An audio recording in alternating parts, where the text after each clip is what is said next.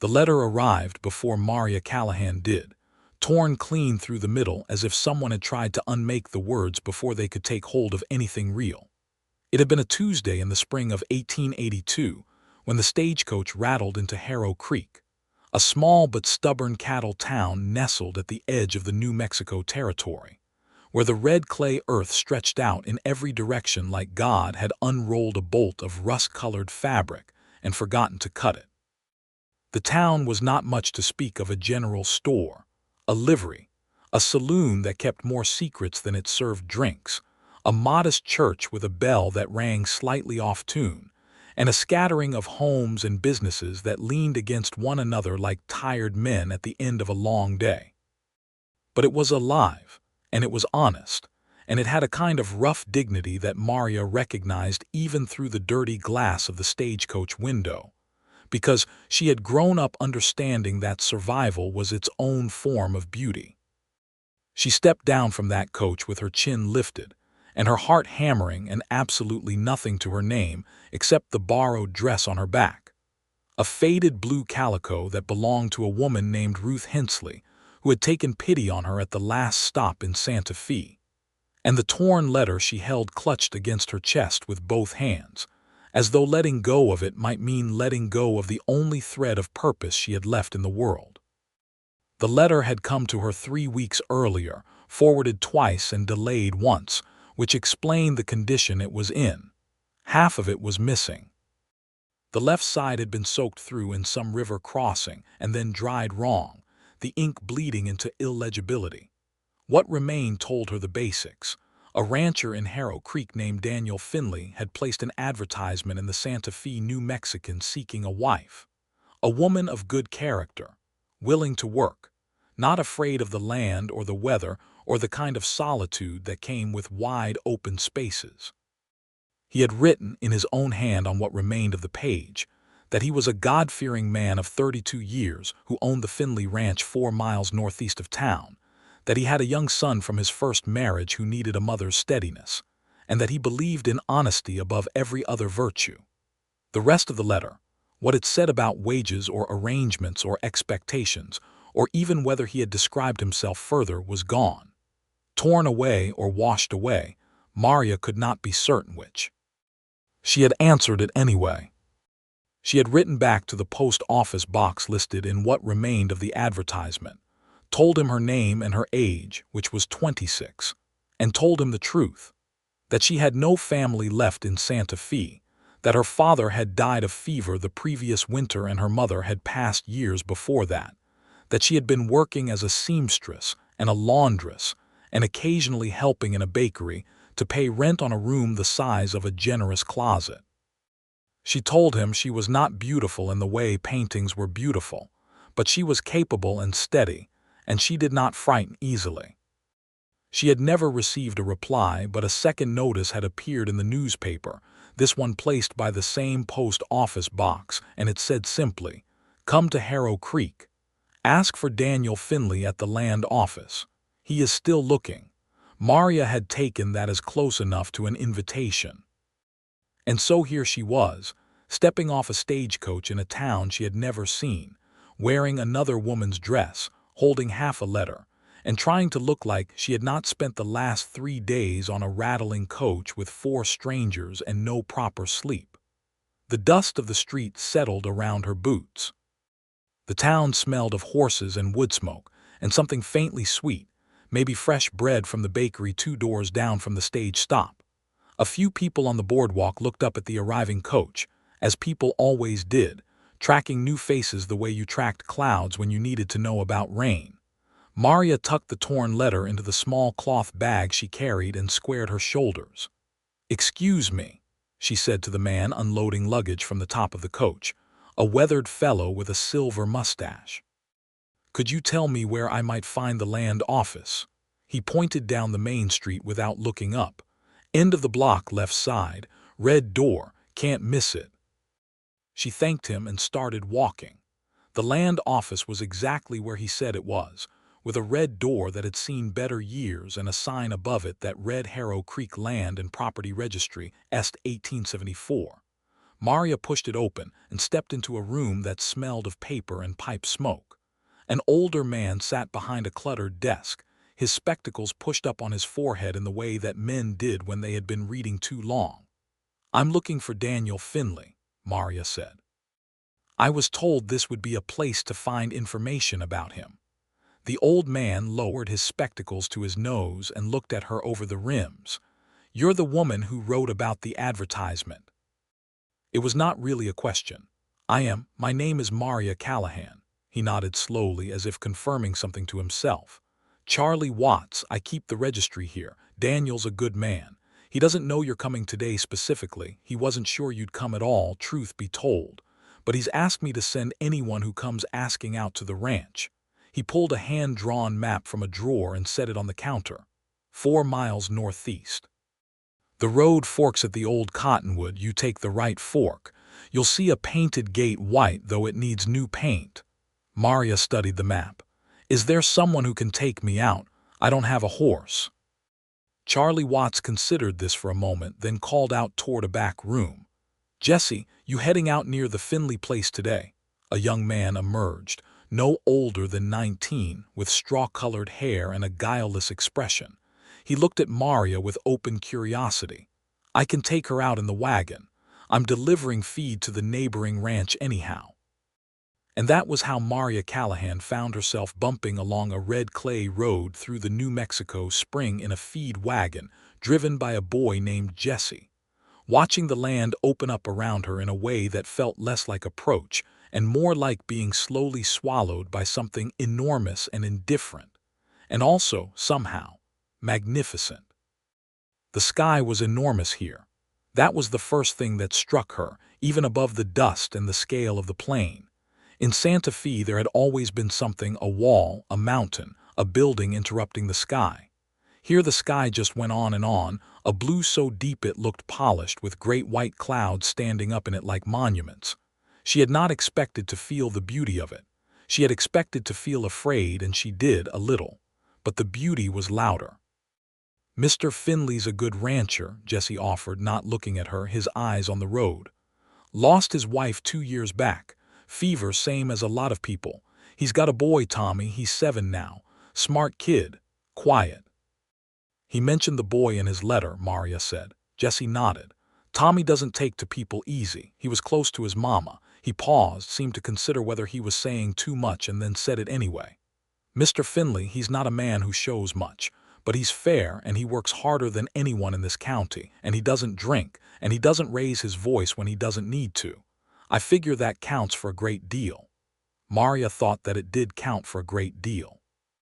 She had known men who drank and men who raised their voices and men who were not fair, and the combination of all three vices in various configurations had made up most of the adult men she had encountered in her life. "Thank you for telling me," she said. "I just figure you ought to know what you're walking into," Jesse said simply. The Finley Ranch appeared at the end of a long drive flanked by scrub grass and young cottonwoods that someone had planted with clear intention. The white painted gate stood open, and the ranch house beyond it was a solid 2-story structure of adobe and timber that had been built to last rather than to impress. There was a barn, a corral with horses moving slowly in the afternoon heat, a vegetable garden that showed signs of recent tending, and a windmill turning lazily in the April breeze. And standing at the fence of the corral, watching the wagon come in with the particular stillness of a man who had learned to wait without making waiting look like waiting, was Daniel Finley. He was taller than Maria had expected from nothing. She had not known what to expect because the letter had not told her. He was lean in the way ranch work made men lean, with broad shoulders and hands that were visible even at a distance, as the hands of someone who worked with them constantly. He wore a plain shirt the color of the earth, worn trousers, and boots that had seen considerable distance. His hat was pushed back on his head in the manner of a man who had been working and had not had occasion to fix it. His hair was dark and his jaw was set with a kind of quiet gravity, and when the wagon stopped and he walked toward it, Maria saw that his eyes were the particular dark brown of good river water, clear and direct and taking everything in at once. He was 32, he had said in his letter. He looked exactly 32, which is to say he looked like a man who had lived his years fully and had not wasted many of them. Maria stepped down from the wagon before Jessie could help her, because she did not want her first moment on this property to be an assisted arrival. She stood in the dust of the drive and looked at Daniel Finley, and he looked at her, and for several seconds neither of them spoke. Then he took off his hat. "Miss Callahan," he said. His voice was low and even, the kind of voice that did not need to reach for volume because it naturally carried. "I wasn't certain you'd come." "Your second notice in the paper said to come," Maria said, "so I came." Something moved across his expression, brief and unreadable. "I put that notice in 2 months ago. Didn't hear anything. I figured no one was going to answer it."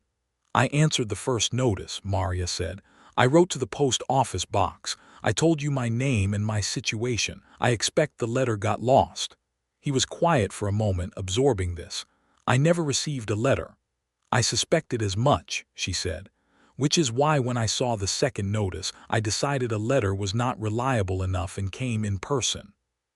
He looked at her for another long moment, and then something in his jaw eased, not quite a smile but the precursor to one. "That's a reasonable decision," he said. Jessie handed down her bag and tipped his hat and drove the wagon back down the road with the discretion of someone who understood he was no longer needed. Daniel Finley stood holding his hat and looking at Maria, and she stood holding her bag and looking at him, and the windmill turned and the horses moved in the corral and the afternoon light turned golden at the edges, and Maria thought, "Well, here I am. Whatever happens next, here I am." "I should tell you," she said, "that I have half a letter. The half that told me what you were looking for. The other half was damaged. I don't know what it said." Daniel looked at the bag as though he could see through it to the torn paper inside. "What half did you read?" "The half that said you needed a woman of good character who wasn't afraid of the land," Maria said, "and the part about your son, and that you believe in honesty." "That's the important half," he said. "I thought so too," she said. He put his hat back on. "Come inside, Miss Callahan. I'll make coffee and we can talk like sensible people." The kitchen was clean and practical and slightly bare in the way that a room got when someone kept it functional but hadn't thought about comfort in a while. There were good iron pots on the stove and a solid table with 4 chairs, one of which had a child's cushion tied to it. The coffee was strong and served without ceremony, and Daniel sat across from her with his hands around his mug and told her the straightforward facts of the situation. He had 1,200 acres, about 800 of which were productive grazing land. He ran approximately 300 head of cattle with the help of 2 ranch hands, a man named Hector Reyes who had been with him for 6 years, and a younger man named Cal who had joined the previous fall. The house was fully built and furnished. He was solvent, not wealthy but not struggling. He had no debt to speak of. His son Tommy had been enrolled in the town school, but had recently stopped attending because he had decided, in the inexorable way of 7-year-olds, that the walk into town was too long, and the other children did not understand him. "He's a good boy," Daniel said, and the simplicity with which he said it carried the full weight of a father's love and a father's worry wrapped together. "He's just had a hard time of it since his mother passed. He was very young when it happened, and he hasn't entirely figured out what to do with the loss." Maria nodded. "What was her name?" Daniel looked at her directly, as though testing the question for intent. "Clara," he said. "She was a good woman. A kind woman." He paused. "I'm not looking to replace her, Miss Callahan. I want to be clear about that from the beginning. I'm looking for something different, a partnership. Someone to stand alongside this life, not to pretend a previous life didn't exist." Maria appreciated the honesty so much she felt it like a physical thing, like heat from the stove. "That's a sensible way to put it," she said. "And I wouldn't want to replace anyone. I'm not built for pretending." "Good," he said. He turned his mug in his hands. "What happened to your family?" "The notice said you had no family in Santa Fe," she told him. Her father, Patrick Callahan, had been an Irishman who came over in the 1850s and eventually made his way west. Her mother, Isabel, had been the daughter of a Spanish land family in New Mexico who had lost most of their land in the years following the American takeover of the territory. They had met in Santa Fe, built a modest life, had Maria and then 2 sons, both of whom died in childhood. Her mother had died when Maria was 15, her father 3 years ago when she was 23. She had been supporting herself ever since. "You've been alone a long time," Daniel said. It was not pity, just an observation, but it was careful. "I've been independent a long time," Maria corrected gently. "That's a different thing." He looked at her with something new in his expression, something that was not quite surprise but was adjacent to it. "You're right," he said. "It is a different thing." The door banged open at that moment, and a small boy came in with the energy of a controlled storm, stopped dead when he saw Maria, and stared at her with his father's dark eyes in a smaller, rounder face. "Tommy," Daniel said, "this is Miss Callahan."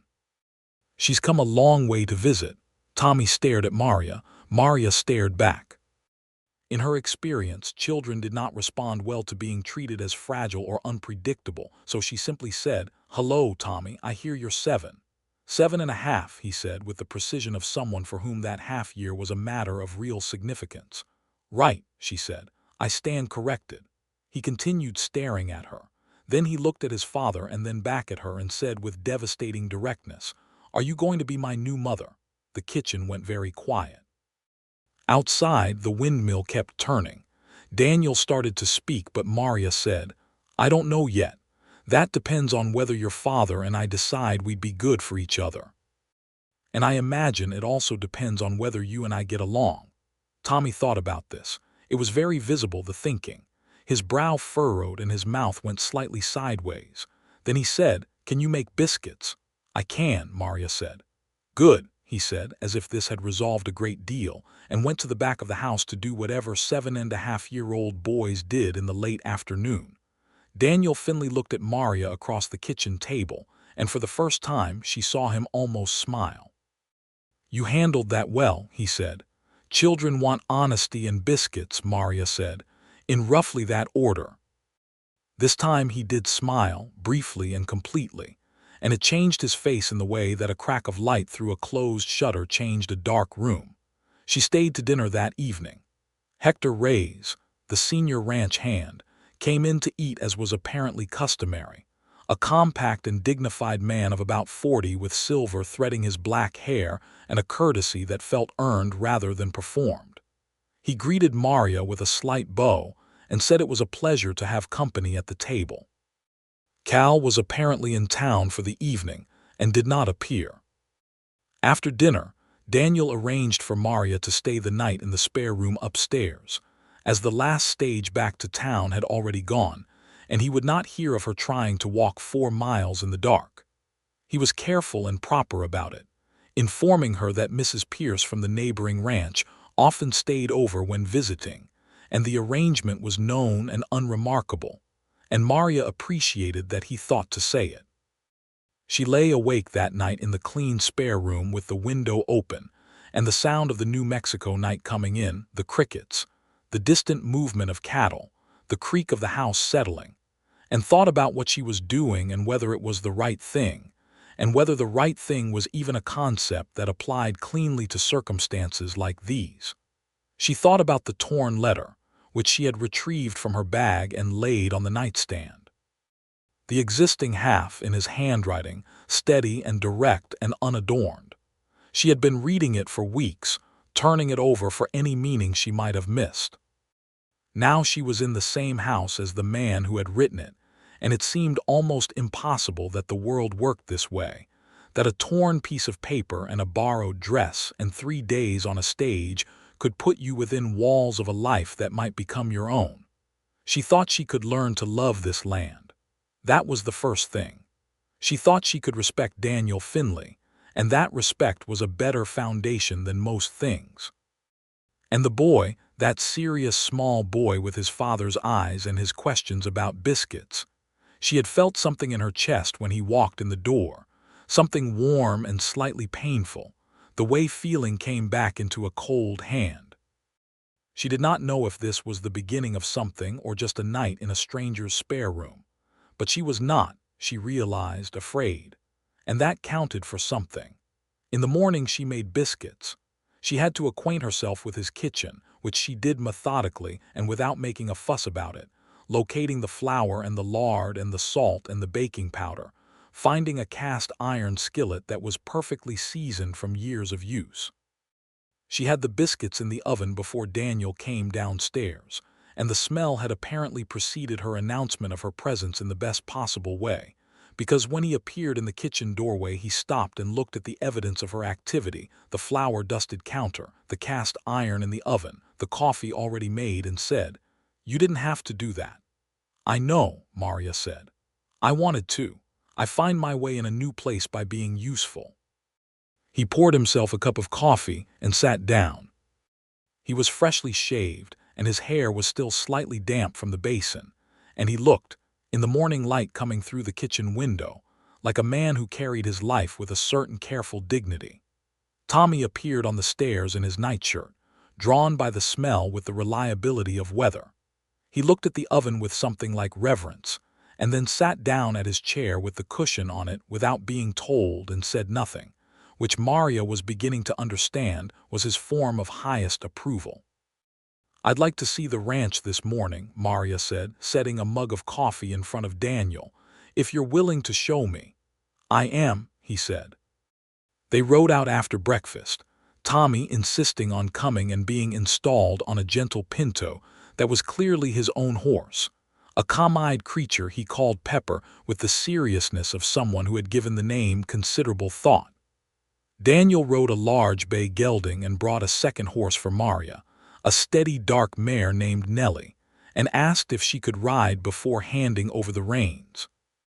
"My father was a horseman," Maria said, and took the reins without ceremony and mounted in one clean motion, and Daniel watched her settle into the saddle with the ease of someone who had grown up doing it and said nothing, but something in his posture eased.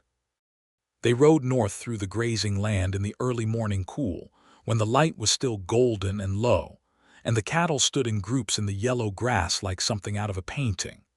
Hector was already out with the herd, moving along the fence line checking for breaks, and he raised a hand in greeting as they passed. The land rolled gently here, nothing dramatic, but it had a particular quality Maria could only describe as rightness, as though it had been put together with intention.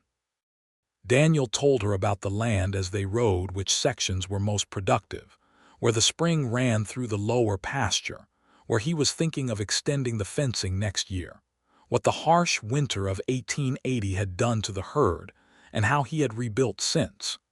He talked about the land the way people talked about something they understood completely, without sentimentality but with deep familiarity. Maria listened and asked questions that were genuinely curious, and he answered them with genuine respect for her interest. Tommy rode alongside with a 7.5-year-old's comfortable silence, occasionally pointing out things he thought were important. A hawk on a fence post, a particular rock formation he had named the Sleeping Giant without explanation, a place where he had once found an arrowhead that he kept in a box in his room. The Mescalero Apache used this land long before any rancher did, Daniel said, when Tommy mentioned the arrowhead. It's important Tommy understands that. This land has a history that didn't begin with us. Maria looked at him.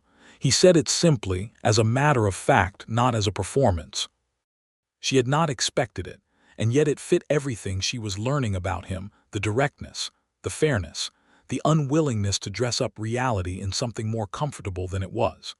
"My mother's family lost their land in the Treaty of Guadalupe Hidalgo," Maria said. "The legal arrangements that were supposed to protect Spanish land grants were not reliably honored. Her father spent 30 years trying to recover through courts what was taken in a year." Daniel looked at her steadily. "Did he succeed?" "Partially," Maria said. "Enough to die without having lost everything, which he counted as a form of victory." They rode in silence for a moment. Then Daniel said, "I think your father and your mother both gave you something worth having."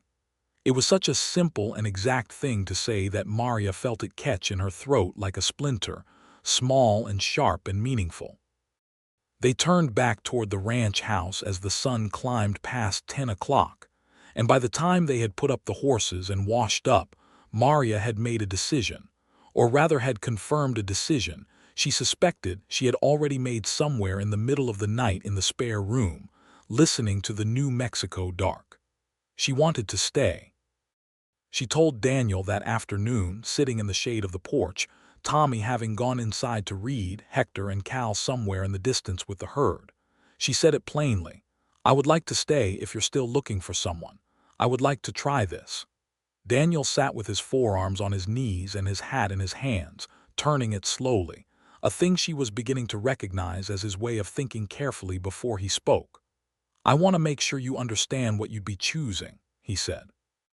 "This is hard work. The winters can be brutal. We're far from town. There's not a great deal of society out here.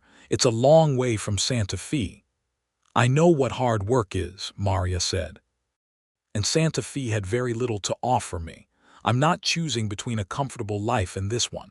I'm choosing between this and nothing much in particular." He was quiet. The sun was warm on the boards of the porch and a mockingbird was singing from the garden fence with extravagant enthusiasm. "There would need to be a wedding," Daniel said carefully, "for propriety, for Tommy, for the way things are done here." "I understand that," Maria said. "I want to be honest with you," he said. He was looking at the cottonwoods at the end of the drive, and his voice had a quality she hadn't heard from him yet, something carefully controlled. "I don't know what I can promise you in terms of a feeling. I know what I can promise you in terms of respect and fairness and work. The rest, I think, would need time." Maria thought of the women she had known in Santa Fe who had married for feeling and found it insufficient when feeling faded and nothing underneath it had been built. She thought of her parents, who had started from a practical foundation and built something warm on top of it over years. "I think time is a reasonable thing to ask for," she said. He turned his hat one more revolution, then he looked at her direct and steady as always. "All right, Miss Callahan," he said. "Let's give it time." The following 3 weeks were what Maria would later think of as the weeks of learning. She stayed at the ranch, in the spare room, with a proper arrangement communicated to the neighboring families, and to Reverend Mills at the church in town, who was apparently a sensible man who understood that the world was not always conducted according to the tidiest sequence of events. She learned the rhythms of the ranch. The early mornings, beginning before full light, when Daniel was already up and out before she came downstairs, when the first thing you did was feed the horses and check on the cattle. The long working days, when every hour was claimed by something necessary. The evenings when the work slowed and there was a particular quality of stillness, the day folding down like a page, and the three of them, she and Daniel and Tommy, fell into the habit of sitting on the porch after dinner while the light went out of the sky. She learned Daniel's habits. He read in the evenings, serious books, history, land law, a battered volume of Thoreau that looked like it had been read many times. He was not a talkative man by nature, but when he spoke it was always worth listening to, always considered and exact. He had a low, infrequent laugh that appeared unexpectedly and transformed his face entirely. He was unfailingly kind to Hector and respectful to Cal, who turned out to be a 20-year-old from Texas with a quick grin and a habit of singing off-key while he worked. He was patient with Tommy in the way that came from deep love rather than performance. She learned Tommy, that he was extraordinarily intelligent and had been largely self-educating since his reluctance to attend school had taken hold, that he was devoted to his horse pepper with a loyalty that bordered on religious, that he had his father's directness and his mother's, or what Maria could infer of his mother from the photograph on the mantel, his mother's warmth, which he rationed carefully and deployed only when he meant it, that he had started, gradually and without announcement, sitting closer to Maria in the evenings, first at the other end of the porch, then in the adjacent chair. Then, one evening in the 3rd week, on the step beside her feet, leaning slightly against her knee with the quiet trust of a child who had decided something privately and was acting on it without making a fuss. She learned Hector Reyes, who was a man of considerable dignity and considerable practical wisdom, who had been born in the territory to a family that had worked the land for generations, and who treated the ranch as a shared responsibility rather than employment. He and Maria arrived at a wordless mutual respect by way of the garden, which she had taken to tending in the mornings before the heat came on, and which Hector also cared about. And there was an afternoon when they found themselves working side by side between the bean rows and talked, really talked, for the first time, about the land and its history, and what it meant to work something you did not own but tended as though you did. She was mending a fence post near the northern pasture one morning in the second week when Cal came riding up on his horse and stopped. He was the kind of young man who was constitutionally incapable of passing someone without talking to them, but he did it without malice, and usually with something worth saying. He looked at her working with a fence post, and a smile broke across his face like he'd witnessed something wonderful. "Miss Callahan," he said, "I don't think I've ever seen a woman set a fence post before." "Then you haven't been paying attention," Maria said, tamping the earth around the base. Cal laughed. "No, ma'am, I suppose I haven't. Mr. Finley know you're out here doing this." "Mr. Finley asked me this morning what I was going to do with my day," Maria said, "and I told him I was going to check the north fence because I'd ridden it yesterday and seen this loose post, and he said that would be helpful." Cal nodded, looking thoughtful in the uncomplicated way of a young man who was genuinely recalibrating his assumptions. "He asked me once," Cal said, "what I thought the most important thing was in a partner. I said good cattle sense. He said honesty and willingness." He looked at Maria. "I think he was telling me something I didn't understand at the time." "I think he might have been," Maria agreed. What she did not expect, or what she expected intellectually, but was not prepared for emotionally, was Daniel himself. Not the steady, reliable Daniel of the daily work, but the Daniel who appeared in pieces in unguarded moments, the Daniel she caught watching the sky in the evenings with an expression that was so private it felt like looking at something you weren't meant to see. The Daniel who, one afternoon when Tommy had gone to sleep early and Hector and Cal had retired to the bunkhouse, sat with her on the porch in the full dark and talked for 2 hours, really talked, the way people only talked when they had stopped being careful, about what he believed in and what he had doubted, and what 2 years of loss had done to a man's understanding of permanence. "I used to think," he said, with the porch wrapped in darkness and the stars enormous overhead, "that if you worked hard enough and were careful enough and made good decisions, the outcome would be fair, that the world would respond to effort proportionally. And now," Maria said. "And now I think the world does what it does," he said. "And the work and the care and the decisions, those aren't about controlling what happens. They're about who you are while it's happening." Maria was quiet for a moment. Around them the night was full of sound, crickets and the distant movement of cattle and the windmill and the vastness of the territory breathing. "My father used to say the Irish word for it," she said. "He called it perseverance of spirit. He meant it was the thing that kept going when the outcome had already been decided against you." Daniel turned his head to look at her in the dark, and even without seeing it clearly she knew his expression. She was beginning to know all his expressions. "I want to ask you something," he said. He said it carefully in the way he said things that mattered. "All right," she said. "Did you come here because you needed to or because you wanted to?" The question landed directly and she treated it that way. She thought about it honestly. "Both," she said. "Is that a problem?" "No," he said. "Because I put that advertisement in the paper because I needed to and because I wanted to. And both are true at the same time." He paused. "I just wanted us to be the same kind of honest about it." They sat in the dark for a while longer and did not say anything else that needed saying, but something had shifted between them. Some careful distance had reduced itself by half, and Maria felt it in the particular quality of the silence, which was warm. At the end of the third week, Reverend Mills came out to the ranch. He was a thin man in his 50s, with a face that looked like it had been exposed to great amounts of wind, and one bright, intelligent eye, and one that wandered slightly. giving him an air of permanently seeing two things at once. He had a cup of coffee at the kitchen table with Daniel and Maria and Tommy, and he talked about the upcoming summer and the new family that had settled east of town and the state of the church roof, which required attention.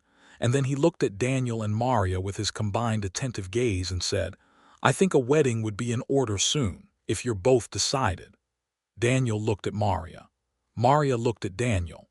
2 weeks from Saturday, Daniel said. "Good," said Reverend Mills, and finished his coffee and departed, and that was the entirety of the engagement. Tommy, who had been present for all of it, went outside immediately after and could be heard telling Pepper the news in a low, urgent voice, as though the horse needed to prepare itself. Maria wrote a letter that evening to Ruth Hensley in Santa Fe, enclosing the borrowed dress, wrapped carefully in brown paper, with a note of genuine gratitude and an honest account of what had happened. Ruth Hensley was a widow of practical heart who would, Maria knew, appreciate the pragmatic romance of it. In the days before the wedding, the neighboring ranching families began to make themselves known. Mrs. Adelaide Pierce from the neighboring ranch, a large woman of 50 with silver hair and opinions about everything, arrived one morning with her daughter Nora and a bolt of green cotton fabric, and announced that she was going to make Maria a proper dress for the wedding, because it was not acceptable to be married in borrowed calico. Maria, who understood the social architecture of small communities, accepted with genuine gratitude, and spent 3 afternoons at the Pierce Ranch being measured and pinned, and listened to, because Adelaide Pierce was the kind of woman who measured and pinned and listened simultaneously. Nora Pierce was 19 and shy in the particular way that meant she had a great deal to say once she trusted you enough to say it. She and Maria fell into an easy friendship over the course of those afternoons, the kind that sometimes happened between women of different ages who recognize something in each other. "What's it like?" Nora asked one afternoon, threading a needle with complete concentration. "Meeting someone and deciding to marry them in 3 weeks." "Efficient," Maria said, and Nora laughed with her whole face. "Are you scared?" Nora asked. "Of the work? No. Of the life? A little. Of him?" Maria considered. "No, which is the thing I feel most certain about." The wedding dress Adelaide made was simple and beautiful, green cotton with white trim at the collar and cuffs. And when Maria put it on for the first time and stood in front of the small glass in the Pierce spare room, she thought of her mother, who had had very little and made much of it, and felt something steady and clear in herself. Not happiness exactly, not yet, but the certainty that she was in the right place making the right choice. The wedding was on a Saturday in late May, and the whole county seemed to come to it, which was how things worked in ranch country where social events were few and community was made rather than found. Reverend Mills conducted it in the church with the off-tune bell, and the sun came through the 3 glass windows and laid gold stripes across the wooden floor, and Daniel Finley stood at the front in his best clothes, a white shirt and dark trousers and his good boots, and he looked at Maria coming down the aisle on Hector Reyes's arm, Hector having been asked, because he had been the closest thing to family at the ranch, and had accepted with a dignity that made Maria's throat tight. And Daniel looked at her with an expression she had not seen from him before, open and unguarded, all the careful controls suspended for just that moment, and Maria felt something in her chest that was not yet love but was the weather condition that preceded love, the way the air changed before rain. She said her vows clearly and meant every word of them. He said his, and his voice did not waver, and she believed him completely. Tommy, seated in the front pew between Cal and Adelaide Pierce, watched the proceedings with the focused seriousness of a child who understood the importance of something without fully understanding its nature. When Reverend Mills declared them married and Daniel took Maria's hands and the congregation applauded, Tommy looked at his father and then at Maria with those dark, careful eyes, and then he nodded once, to himself, resolving something, and Maria saw it and felt it and would remember it for the rest of her life. The reception was held at the Pierce Ranch. Adelaide having insisted with the force of someone who didn't really issue invitations so much as hand down rulings. There was food and there was music from a fiddle player named Old Pete, who was not actually that old but had been called that since before anyone could remember, and there was dancing on the packed earth outside the Pierce barn. Daniel did not dance, or rather he had not danced in some time and stood watching with a reserved patience until Maria took him by the hand and said, "You're going to have to try." And he tried, with the dutiful seriousness of a man applying full competence to a new problem. And Maria really laughed, freely and warmly, for the first time since arriving in Harrow Creek, and Daniel looked at her laughing and something happened to his expression that even he seemed surprised by. They rode home in the long western evening, the three of them, Maria and Daniel and Tommy on his Pinto, the road red in the sunset light, and the sky doing what the New Mexico sky did, going through colors that had no names. Tommy fell asleep on his horse before they reached the gate, a thing that was apparently not uncommon, and Daniel reached over and caught the boy's reins and led Pepper in alongside his own horse, and Tommy slumped trusted against the Pinto's neck, and Daniel looked over at Maria and the last light of the day was on his face and he said, "Thank you for coming, for actually coming. Thank you for putting the notice in the paper twice," she said. He smiled, that full sudden smile, and Maria thought, "There it is. That is the thing I will spend a great deal of time trying to see again." They had been married 2 months when Daniel came in from the north pasture one August evening, with a gash on his forearm from a piece of broken fence wire that was deep enough to need attention. Maria cleaned and bounded at the kitchen table with the practical efficiency of someone who had dealt with injuries before, and Daniel sat still for it with the stoicism of a man who found the process of being tended to somewhat more uncomfortable than the wound itself. "You can say if it hurts," Maria said, pressing clean cloth against the gash. "It doesn't hurt much," he said. "That is almost certainly not true," she said. "No," he admitted. "It's not." Their hands were close together on his arm, her hands holding the cloth and his forearm turned up in the lamplight, and she became aware of the quality of the silence, which was different from the careful distance of the first weeks and different from the comfortable quiet they had built since. It was charged in some way, close in some way. She looked up and found him already looking at her, and neither of them looked away. "Maria," he said, and the way he said her name, her first name, which he rarely used, which made it land like something deliberate, stopped her completely. "Yes," she said. He reached up with his free hand and tucked a loose strand of her hair back from her face, very gently, with the deliberateness of a man who had thought about doing something for some time before doing it. His hand stayed at the side of her face, warm and careful, and she felt herself lean into it slightly, the way you leaned into warmth. "I want to tell you something," he said. His voice was quiet and very serious. "All right," she said. "I think I'm falling in love with you," he said. "I didn't plan for it to happen this quickly. I told you I couldn't promise feeling, and I meant that at the time, but I think you should know that what I feel now it's not just partnership. It's more than that. It's considerably more than that." Maria looked at him for a long moment in the lamplight of the kitchen they shared, in the house that was becoming hers, in the life that was becoming theirs.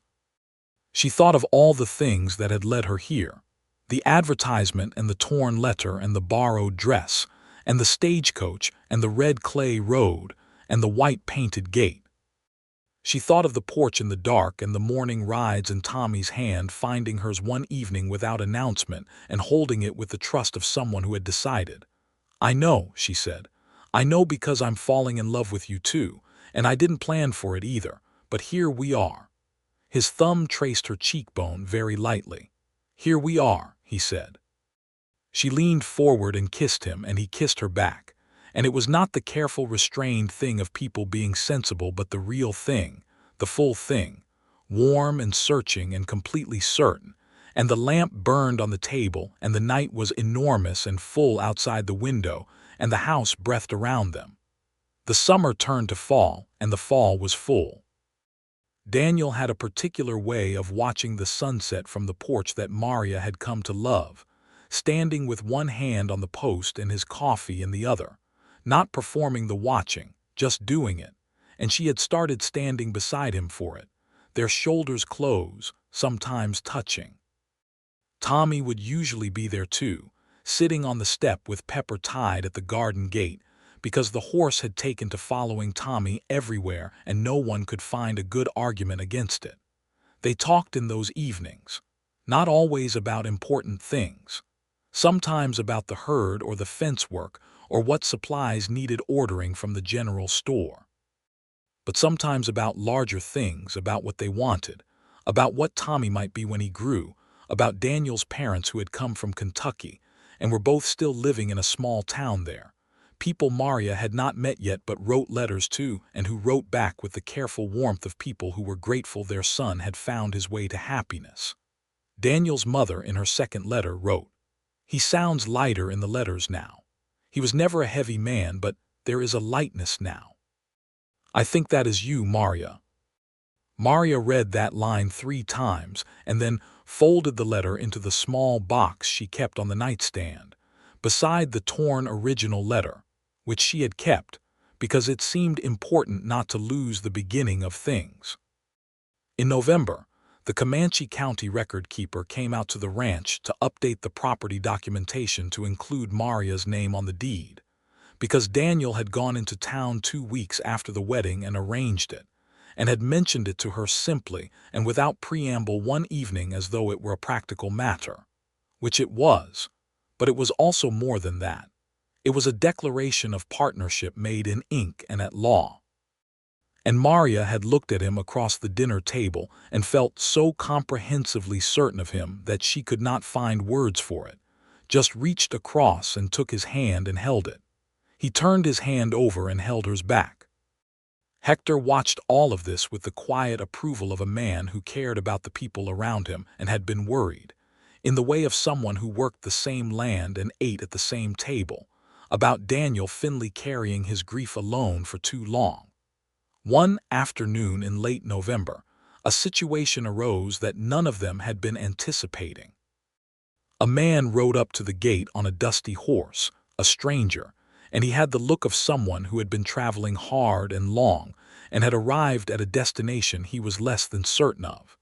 He gave his name as Arthur Lyle and said he was from Santa Fe and he was looking for a woman named Maria Callahan. Maria was in the garden when he arrived.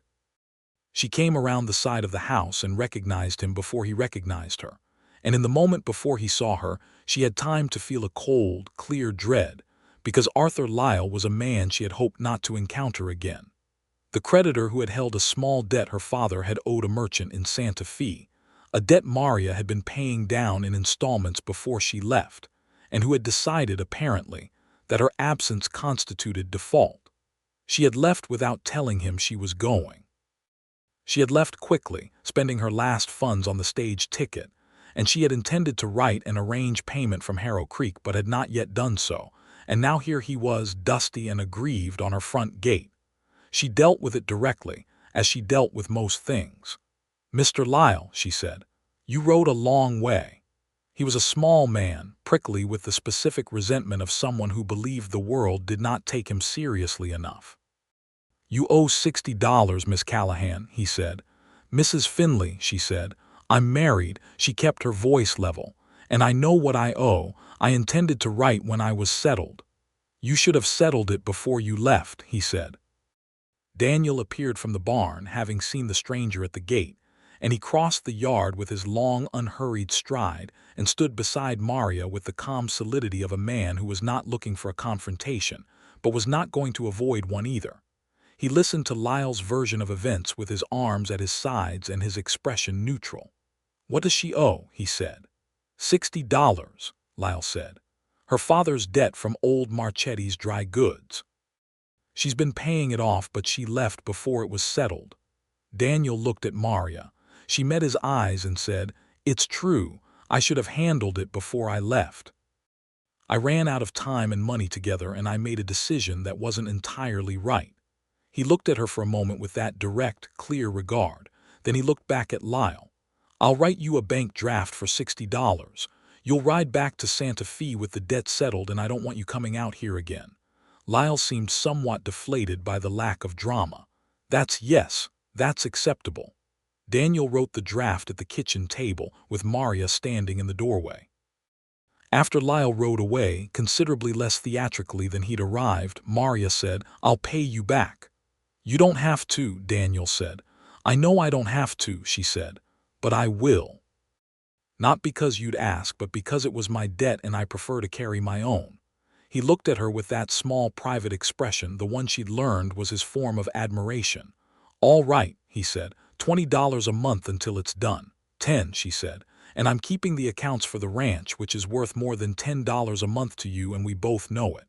He sat back and looked at her. Then he said, $20 and you keep the accounts." She considered. "Done," she said.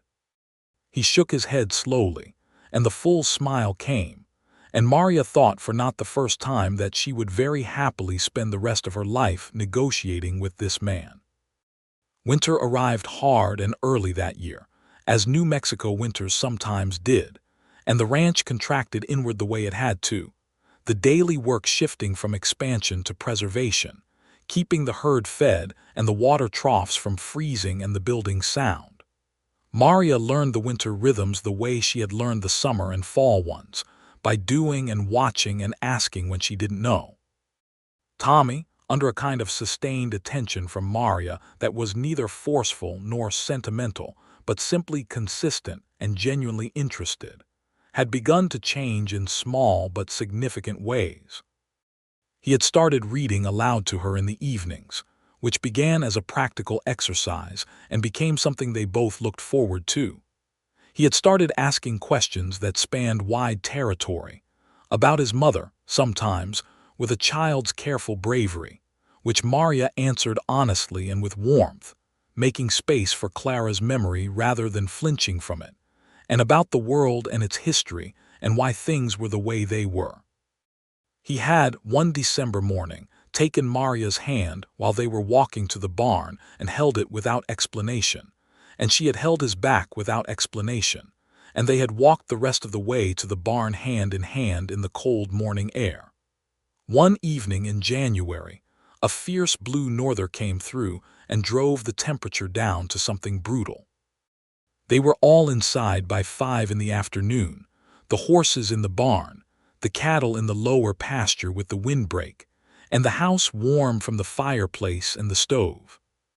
Hector had ridden to stay with his sister's family in town before the storm came on, and Cal was also in town, and it was just the three of them, Daniel and Maria and Tommy, and the storm pressing against the windows with a sound like water running fast.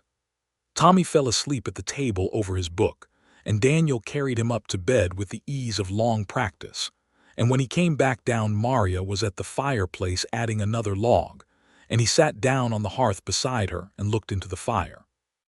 "He called you Mama today," he said, Maria's hand stilled on the fire iron. "I know," she said. "This morning, when he was calling me to show me the hawk outside, he said, 'Mama, come see.'" "I heard," Daniel said. He was quiet for a moment. "I don't know how you feel about it." Maria set down the fire iron and looked at the fire. "I felt the way I imagine you'd feel if someone handed you something you'd wanted very much but hadn't let yourself want out loud," she said. Daniel put his arm around her and she leaned into him, the fire warm on her face and his warmth along her side and the storm working against the walls outside. And she thought that this exact thing, this specific moment was something she would keep for the rest of her life, carry it like a stone in a pocket, smooth from handling.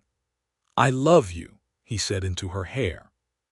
Simply and completely, with none of the careful qualification of the first admission, just the plain fact of it. "I love you," she said back. The winter was long and it was cold, but it was also, in the way of things you shared with people you loved, the best winter of Maria's memory. She and Daniel read in the evenings and talked and argued occasionally about practical things with the productive friction of two strong minds, and always resolved it and were closer afterward. Tommy flourished under the long indoor winter in ways that became visible. He was talkative now, full of thoughts and observations, reading everything he could find and asking about everything he read. In February, Maria wrote to the Santa Fe school and requested 3 volumes of educational texts, and Daniel rode into town and ordered them. And when they arrived, Tommy approached them with the reverence of a true reader encountering new territory. And for a week the house was quieter than usual because Tommy was submerged in pages. Spring came back the way it did on the high desert, all at once and with full commitment, and the ranch woke up and expanded again, and the work multiplied, and so did everything else. In April, exactly 1 year after Maria had stepped off the stage in Harrow Creek, she told Daniel that she was with child. He was at the kitchen table going over the cattle records when she told him. He went very still for a moment, the way he went still when he was processing something that mattered, and then he stood up and came around the table and took both her hands in his with such care, such complete and careful love, that she felt it in every part of herself. "Are you well?" he said. "Perfectly well," she said. "A baby," he said. "Yes," she said, "a baby." He held her hands and looked at her with that open, unguarded expression she had first seen at their wedding, the one that suspended all his careful control, and she saw in his face the full measure of what he felt, the love and the relief and the joyful staggering fact of new life choosing them. And she rose up on her toes and put her arms around him, and he held her, both arms around her, close and solid and completely certain. Tommy's reaction to the news was characteristic. He thought about it for a full day without saying anything, and then came to Maria the following morning in the kitchen and said, "Is it going to be a boy or a girl?" "We don't know yet," Maria said. He considered this. "I would prefer a brother," he said, "but I would accept a sister." "That is very generous of you," Maria said. "I know," said Tommy, and went to see to Pepper. The pregnancy advanced through the spring and into the summer, and Maria worked through it with the practical persistence that was her nature, modifying what needed to be modified but not surrendering the daily rhythm she had built. Daniel watched over her with an attentiveness that was protective without being constraining, because he knew her well enough by now to understand that being treated as fragile was more difficult for her than being pregnant, and he had the good sense to express his care through the practical rather than the ceremonial. Making sure the water was never too heavy for her to carry, riding fence lines himself so she didn't have to in the heat, sitting with her in the evenings with his hand on her back without being asked. Adelaide Pierce came out regularly and with great authority and satisfaction, delivering opinions on pregnancy and childbirth with the confidence of a woman who had had 4 children and attended more births than she could count. Nora came with her and brought her friendship, which by now was deep and genuine. One afternoon in July, Adelaide sat with Maria on the porch and said, without preamble, "I want to tell you something about Daniel Finley." "All right," Maria said. "When Clara died," Adelaide said, "he closed in, like a house shuttering its windows before a storm. And for 2 years he was present, capable, a good father and a good rancher and a good neighbor, but he was shuttered. And then you came off that stage with that torn letter and that borrowed dress, and the way I heard him tell it at the feed store to Charlie Watts. He said, 'Charlie, she walked in the land office and asked for me, and I thought to myself, she is exactly what I had prayed for.' He said that. Exactly what I had prayed for." Maria was quiet for a moment. The afternoon sun was on the garden and the windmill was turning, and the land lay around them in its summer fullness. "He never told me he said that," she said. "Men often don't tell you the things they mean most," Adelaide said, with considerable pragmatic wisdom. Maria looked out at the land, her land now, their land. "I should tell him," she said, more to herself than to Adelaide. "I imagine he already knows you know," Adelaide said. "But yes, tell him anyway." That evening, after Tommy was in bed and the house was quiet and Daniel was on the porch with his coffee in the sunset, Maria came and stood beside him and said, "Adelaide told me what you said to Charlie Watts when I arrived." He was still for a moment, looking at the sky. Then he turned to look at her. "She wasn't supposed to repeat that," he said, but without real offense. "Were you embarrassed by it?" Maria asked. He thought about it. "No," he said. It felt like something too large to say directly at the time." "But you felt it," she said. "I felt it," he said. "From the moment you stepped out of that feed wagon. I don't entirely know how to explain it. You had this torn letter and Ruth Hensley's calico dress and 4 miles of red clay road in your hair, and you looked like you had arrived precisely where you intended to be. And I thought, yes, that's her. That's the answer to what I've been asking." Maria felt it in her chest again, that warm, sharp thing. "Daniel Finley," she said. "Maria Finley," he said, and took her hand. The baby came in November, on a cold, clear night when the stars were outrageous in their brightness, when the whole sky seemed to have been lit for the occasion. It was a boy, and they named him Patrick after Maria's father, Patrick Daniel Finley, and he came into the world with a full set of opinions about it, loudly expressed, and Tommy appeared in the bedroom doorway in his nightshirt with his hair standing up and looked at his new brother with wide, dark eyes. "He's very small," Tommy said. "You were very small once," Daniel said. Tommy considered the baby in Maria's arms with the serious attention he gave to all significant things. Then he said, very quietly, "Hello, Patrick." And the baby, with the mysterious sensitivity of new arrivals, seemed to settle at the sound of his brother's voice. Maria looked at Daniel over Patrick's head, and Daniel looked back at her, and the lamp on the nightstand threw its light across the room, and outside the New Mexico night was enormous and full of stars, and in the house on the Finley Ranch, 4 miles northeast of Harrow Creek, something complete and whole and irreversible had been built. The following years were full in the way that good years were full, not easy, not without difficulty, but rich with the weight of real things. Patrick grew fast and loud and joyful, a child constitutionally opposite to his older brother, moving through the world at full speed and leaving evidence of himself everywhere. He had Maria's dark hair and Daniel's eyes and Tommy's inexplicable ability to find the exact thing that had been lost for 3 weeks, which he attributed to Pepper the horse, and which no one could successfully argue against. Tommy turned 12 and then 13, and began the slow, serious process of becoming the man he was going to be, which was visible in increments in the way he handled the cattle with his father's intuitive ease, in the way he had begun to be the one who sat with a sick ranch animal through the night without being asked, in the way he talked to his brother with a patience and a gravity that made Maria think of Daniel in those first careful weeks, protective and contained and full of love underneath. Hector Reyes, who had ridden with Daniel through the hardest years, and who Maria had come to regard as something closer to family than to employee, took a wife in the winter of 1884, a woman named Conception who came from a family that had worked cattle in the territory for 3 generations, a woman of magnificent practical intelligence who became the nearest thing Maria had to a sister in Harrow Creek. The 2 families shared Sunday dinners that became the fixed points of the social week. Cal eventually moved on in the spring of 1885 to a ranch in Arizona with a girl he'd met in town the previous fall, and he left with the ease of someone who was moving towards something rather than away from it. And Daniel shook his hand at the gate and wished him luck and meant it, and Maria packed him food for the road.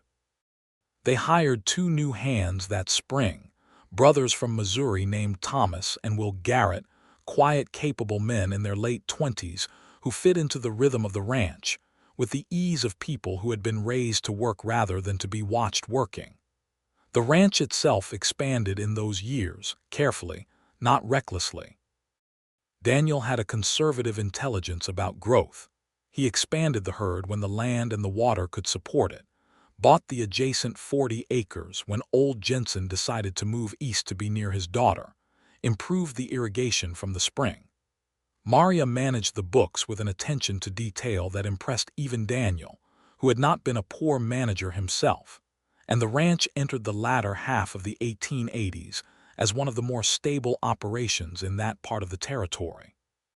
The second child came in the winter of 1885, another boy, which made Tommy and Patrick both express opinions about the desirability of brothers versus sisters in various configurations and with considerable animation.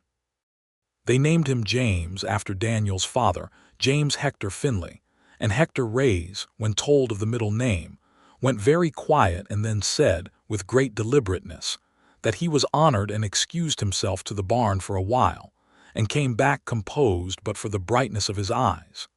In the spring of 1886, a situation arose in Harrow Creek that gathered the attention of the whole county. A man named Silas Cord, who had acquired a substantial amount of land to the south of the territory, through means that most people privately believed were not entirely legitimate, began pushing against the fencing of several smaller ranches, claiming that old Spanish land grant surveys were inaccurate, and that several parcels, including portions of 2 neighboring ranches, technically fell within land he had purchased. He brought a lawyer from Albuquerque and filed in the territorial court, and the smaller ranchers were faced with legal proceedings they could not easily afford. Maria heard about it first from Nora Pierce, who came out to the ranch one afternoon in April with news that her father's eastern pasture was included in Cord's claim. "It's not right," Nora said, sitting at the kitchen table with tea. She had grown into a clear-eyed and direct woman, not unlike a younger Maria. "The Pierce land has been properly documented since 1869.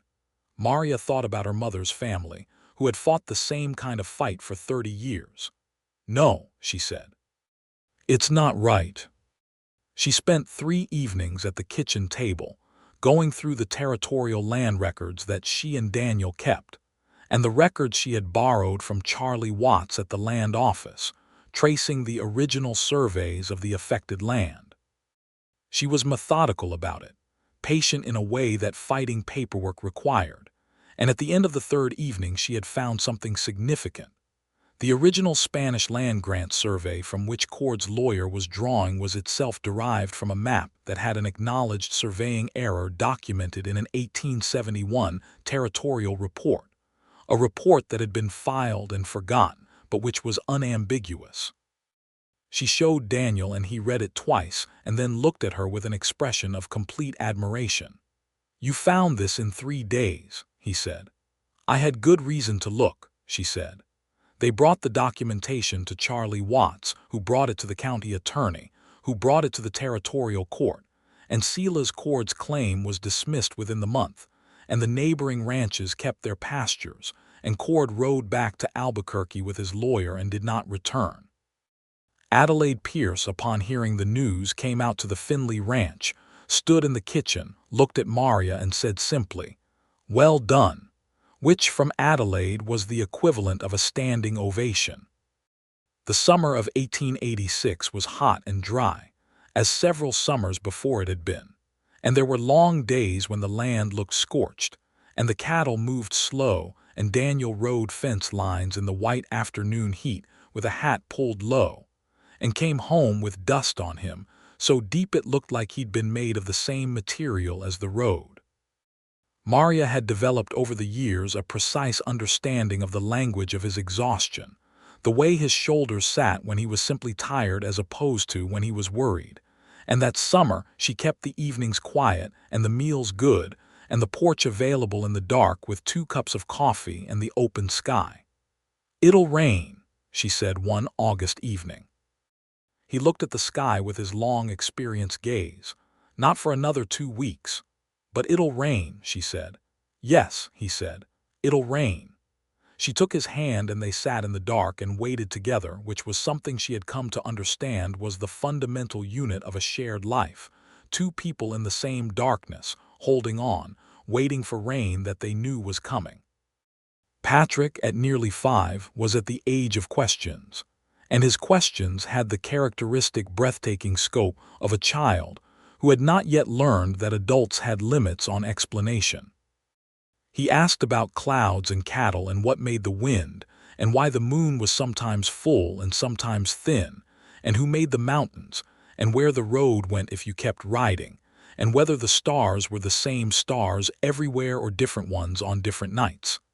Daniel answered everything he could. Maria answered the rest. Tommy, who was now 13, and considered himself considerably older and wiser than his brother, answered questions with the careful patience of someone who remembered being the small one, and did not want to waste that knowledge. James, at nearly 2, watched all of this with large, thoughtful eyes, and stored it away with the efficiency of a very young child who was learning everything at once. One evening in the fall of 1886, Daniel came in from the barn and found Maria at the kitchen table with the torn letter spread out in front of her, the original one that had brought her to Harrow Creek. He sat down across from her and looked at it, the faded ink and the ragged edge where the second half had once been. "I kept it," he said. "It was not a question." "Yes," she said. She ran her finger along the torn edge. "I keep wondering what the missing half said." "Shall I tell you?" he said. She looked up. He leaned forward, elbows on the table.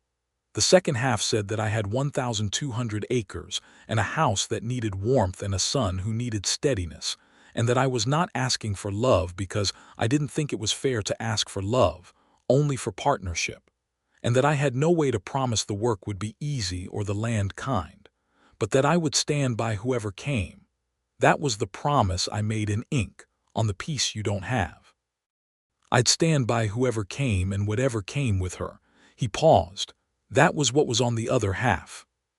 Maria looked at him across the table, across the lamp, across the torn letter between them, and she thought about the journey that had brought her here, the hunger that had sent her to the advertisement, the practical courage that had put her on the stagecoach, the borrowed dress and the torn letter and the red clay road and the white painted gate and the kitchen and the porch and the evenings and the children and the years. She thought about who she had been then and who she was now, and the distance between those two people was enormous, and also not a distance at all but a continuous thread of herself, pulled taut and strong from that Tuesday in April of 1882 to this evening in the fall of 1886. "You stood by," she said. "You stood by too," he said. She reached across the table and took the torn letter and folded it carefully along its old crease lines, and placed it back in the small box she had carried from Santa Fe, the box that held the letters from Daniel's mother and the note from Ruth Hensley, and the few things she kept that were the artifacts of who she had been and what she had chosen. She put the box on the kitchen shelf beside the lamp. Then she took his hand across the table. "I have something to tell you," she said. He looked at her. "There's going to be a fourth," she said. He was still in that way he had. And then that full smile came, the one that remade his face entirely, the one she had been collecting since the beginning. And he stood up and came around the table, and she stood and he held her, both arms, and she felt his whole self in it. The rancher and the father and the careful man and the one who loved her, all of it, complete and certain. "Patrick is going to have very strong opinions," he said into her hair. "Patrick always has very strong opinions," she said. "That is his defining quality." He laughed, low and warm, and she felt it against her. Outside, the fall night was full and cool, and the windmill turned against the stars. The fourth child arrived in the spring of 1887, and this time it was a girl, and her name was Clara Rose Finley, and Daniel held her first and looked at her for a long time with an expression that was not quite grief and not quite gratitude, but was the place where those two things lived together, and Maria stood beside him and put her hand on his back and understood. "Is that all right?" Maria said. "Clara." "It's exactly right," he said. Tommy, who was 14 now and trying very hard to be a man about things, looked at his sister for the first time, and his face did the thing it used to do when he was 7 and found something wonderful. It went completely open and unguarded, all the careful maturity set aside, pure and uncomplicated feeling. He held her carefully, with the instinctive gentleness of someone who had been waiting for her without knowing he was waiting, and said, "Hello, Clara," in a low voice, and the baby looked up at him with the unfocused intensity of the newly arrived. Patrick, at 5, looked at the baby with great seriousness and then announced that she was smaller than he had expected, and he would need a few days to think about how he felt about her. 3 days later he arrived at Maria's side with Pepper's oldest foal, a gentle creature barely bigger than a dog, and said, "This one's hers, when she's old enough." And that was his welcome. James, at 2.5, simply sat beside Maria and the baby for an entire afternoon, not touching, just watching, as though storing it all up. The spring of 1887 opened into summer, and the summer was good, and the rain came when it needed to come, and the cattle thrived and the garden thrived and the children grew. Daniel and Maria worked the land together and built on what they had built and added to what they had added. And in the evenings, when the work was done and the children were settling into sleep, they came back to the porch with their coffee, and the enormous New Mexico sky, and the windmill turning, and the sound of the land breathing, and sat together with the ease of two people who had put down roots so deep they had become part of the same thing. There was a morning that October when Maria was in the garden, the day cool and bright. The cottonwoods that Daniel had planted at the beginning of the drive now grown tall enough to make real shade, golden in the fall. Clara was on a blanket in the shade with James sitting beside her with the solemn watchfulness he had developed into a personality, and Patrick was somewhere in the barn with his boundless energy and his perpetual project, and Tommy was out with his father and Hector checking the south fence. Maria straightened up from the bean rows and looked at the land and the sky and the house and the children, and felt something that was not happiness as a separate emotion but happiness as the condition of the moment, as the nature of right now, and thought about Ruth Hensley's blue calico dress and the red clay road, and the way she had stood at this gate the first time, dusty and uncertain and full of stubborn intention, and had not known that she was arriving at the center of her life. She thought about the torn letter. The half she'd had and the half she'd learned in Daniel's voice at the kitchen table. Together they made a complete thing, two halves of a beginning, reassembled in the living of what came after. She picked up Clara from the blanket and held her against her shoulder and looked out at the land while James leaned against her knee with the trustful weight of a small child. And in the distance she could see two riders on the south fence line, Daniel and Tommy, and the sun was on them both, and the land was golden and wide. Daniel saw her and raised his hand, and she raised hers back. In the evenings, after all of it, after the work and the meals and the children bathed and put to bed, after Tommy's serious late-night reading and Patrick's last energetic protest against sleep and James's quiet settling and Clara's small, warm animal weight going slack against her mother's shoulder, after all of it, Daniel and Maria came back to themselves. The two of them on the porch with their coffee, in the dark, with the stars. They talked and they were quiet and they talked again. They argued sometimes with the productive fire of people who were equal and knew it, and resolved it and were closer. They planned and they worried and they were grateful and they laughed, that low, warm laughing that had become one of the sounds Maria associated with being alive and well and home. He told her once, in the middle of a winter night when the norther was going and the children were all asleep and the fire was low and they were wrapped together in the warmth of the bed, "I prayed, you know, after Clara, after the worst of it, I prayed for something I couldn't name. I knew what I was advertising for: a woman, a wife, a partner, a mother for Tommy. I could name those things, but the prayer was for something I couldn't name, the underneath of all of it." Maria was quiet, listening. "And then you arrived," he said, "with that torn letter and that borrowed dress and all that red clay dust and that completely infuriating composure, and I thought, oh, that's the thing I couldn't name, that's it." She turned toward him in the dark. "I came because I had nothing else," she said. "I came out of necessity and I stayed out of something else entirely." "What was it?" he said. She thought about it. "Recognition," she said. "I recognized you. I don't know how else to say it. I recognized the land and I recognized the house and I recognized your son and I recognized you.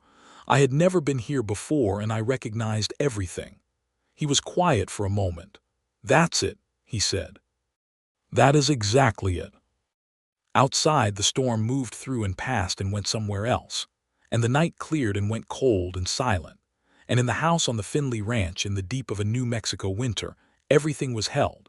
The children sleeping, the land resting, the cattle under the windbreak, the windmill still in the calm after the wind, and two people lying in the dark, warm and certain, and in the full possession of a life they had built from a torn letter and a borrowed dress, and the stubborn, remarkable fact of each other. The years afterward made what they had promised to make. Tommy Finley grew into a man who his father was proud of in the quiet, encompassing way that fathers who were not given to excess were proud, which meant everything he did showed what he had been taught and what he had chosen. He took on greater responsibility at the ranch in his mid-teens, and by the time he was 17 was effectively managing one section of the herd independently. And Hector Reyes, whose opinion Daniel trusted above most, said the boy had good cattle sense and better judgment than men twice his age. Patrick, true to his nature, was the one who surprised everyone by being fiercely devoted to school, not the Harrow Creek School, which he had attended and found insufficient, but to learning in the larger sense, and he and Maria spent hours at the kitchen table going through everything available, and Daniel ordered more books, and Patrick read them all and wanted more. There was conversation when he was 12 about the possibility of a proper school in Albuquerque, a residential school with teachers who could challenge him, and it was a conversation that took months and was not easy because Maria felt it in her chest, the idea of him being sent away, and Patrick felt the same though he would not fully say it. It was Patrick himself who resolved it at the kitchen table one evening with his characteristic directness. "I don't want to go away. Not yet. There's still things here I haven't learned." And then he looked at his father and his mother with the full frank love of a 12-year-old who had not yet learned to be self-conscious about feeling things, and said, "Can we just keep getting more books?" They kept getting more books.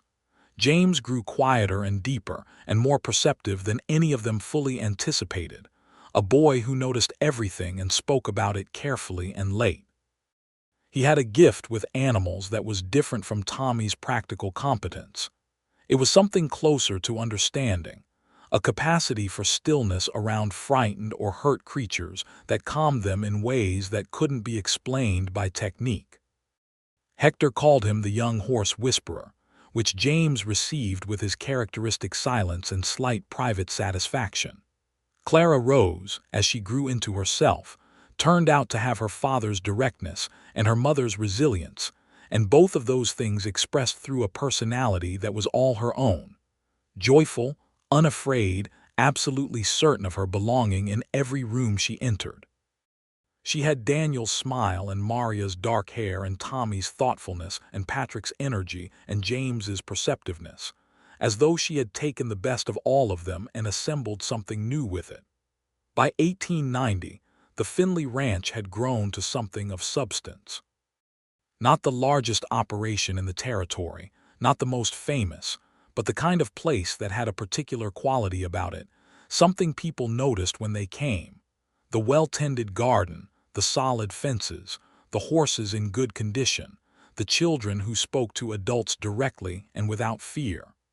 The kind of place where the people who lived there had clearly made it by working at it together. Daniel and Maria, in the 8th year of their marriage, were still the kind of people who came back to the porch in the evenings and sat together with their coffee in the dark. Still the kind of people who worked side by side through the day, and came back to each other at the end of it with the ease of long familiarity and the undimmed heat of genuine love. They had built between them, from a torn advertisement and a borrowed dress, and a feed wagon ride on a spring afternoon, the complete thing. The partnership he had prayed for, and the belonging she had recognized, and the family they had made and the land they had tended, and the years they had spent making it all into something that would last after them. One evening in the fall of 1890, when the cottonwoods at the end of the drive were fully golden, and the sky was doing its outrageous southwestern sunset, and all 4 children were inside at various stages of the evening routine, Daniel stood at the porch post with his coffee and looked at the sky, and Maria came and stood beside him, and he put his arm around her and she leaned into him, and they stood there together the way they had stood on 1,000 evenings, looking at the same sky. "Maria," he said. "Daniel," she said. "I want to tell you something," he said. "You can always tell me something," she said. He turned to look at her, the sunset light on his face, 8 years of a shared life in his expression. "When I wrote that advertisement," he said, "I was writing it the way you'd write a practical notice, what I needed, what I could offer, practical and fair and honest. And in the back of my mind I was thinking, maybe it works. Maybe someone comes and it's decent and we manage. That was as far as I let myself hope. Maria looked up at him. And you arrived, he said, with that torn letter and that borrowed dress, and you stood in my drive and you looked at me with those eyes that didn't miss anything. And 8 years have gone by since that Tuesday. And I want you to know that everything I couldn't let myself hope for, everything I couldn't name in the prayer, you've been all of it. Every single thing. The sun finished its descent, and the sky went from orange to rose to the deep translucent blue of a New Mexico evening. Inside the house, Tommy called something to Patrick, and Patrick replied with his usual energy, and Clara laughed at something, and James said something quiet and precise that made the others laugh too. Maria reached up and put her hand to Daniel's face, her palm against his jaw, and he covered her hand with his, the way he had at the kitchen table that August night in 1882 when he had first told her what he was beginning to feel, the gesture unchanged by time, still careful and still warm and still completely certain. I know, she said. I know because it's the same for me. From the torn letter to right now, it has all been the same thing, one continuous good thing. He turned his head and pressed his lips to her palm, and she felt it through her whole self, warm and sure and home. The windmill turned against the first stars. The cottonwood stood gold at the end of the drive. The lamp in the kitchen window threw its light across the porch boards, and inside the house 4 children moved through the evening with the comfortable noise of belonging somewhere completely. And outside on the porch of the Finley Ranch, 4 miles northeast of Harrow Creek in the New Mexico Territory in the fall of 1890, a man and a woman stood together in the dark and were exactly where they had prayed and hoped and dared to be, holding on to each other and to everything they had built, which was solid and warm and going to last.